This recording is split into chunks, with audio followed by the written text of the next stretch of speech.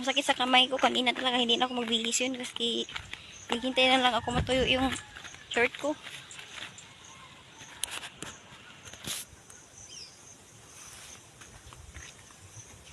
Ah, sakto. May pamalo ako talaga guys.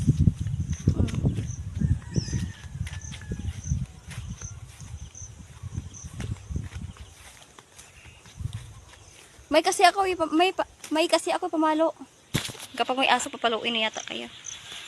Kasi hindi ako gusto sobrang palong aso kasi maawa kasi ako. Sira yung bike ni Tantan. Ay, kaya pala wala na yung bike.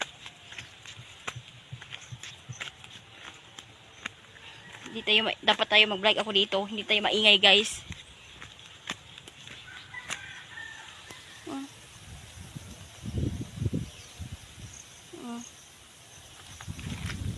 Tingnan mo yung background niya.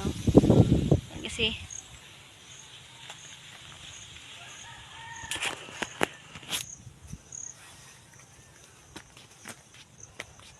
mas mabuti talaga siguro wala ng ulan.